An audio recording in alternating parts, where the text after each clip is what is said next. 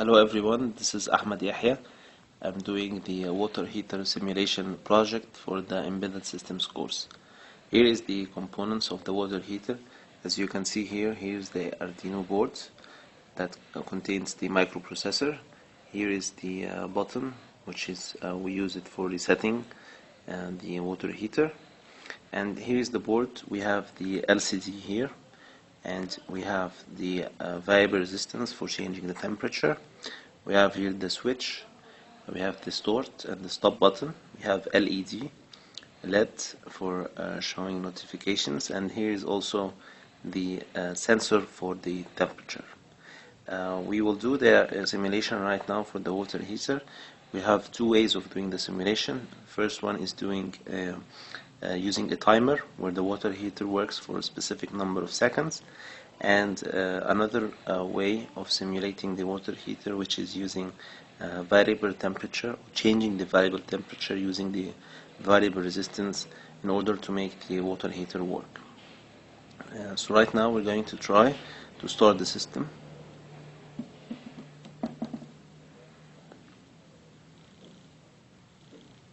Here, as you can see on the LCD, there is two readings. The first one is the actual temperature, which is the temperature of the water right now, and there is the required temperature, which is the temperature that we would like to achieve. As we described before, the first trial that we have is working the water heater for using a timer for a specific number of seconds. I will press the start button right now in order to make the water heater work. As you can see, the water heater works for around 3 or 4 seconds, and I can also try to start the water heater, and then I can try to stop it using the stop button here.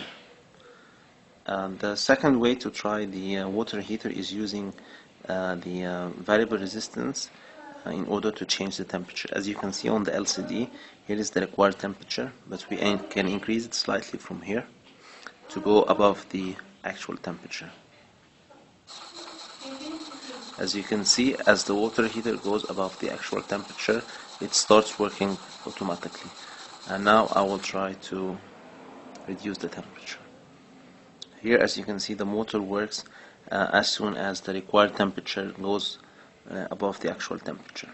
I will now also try another way to show it, which is using air blower in order to increase the temperature for the actual temperature right now, and let's see what happens. So first of all, I will increase the required temperature until it goes above the actual temperature, and then I will use the air blower in order to increase the temperature for the actual temperature, as you can see here.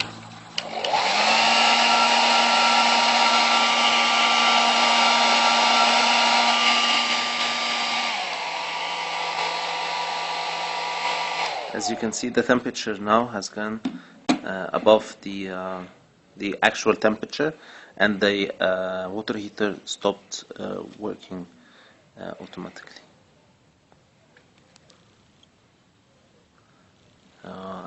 As you have seen the experiment, by now we have reached the end of the water heater simulation. So thank you so much for your attention, and goodbye.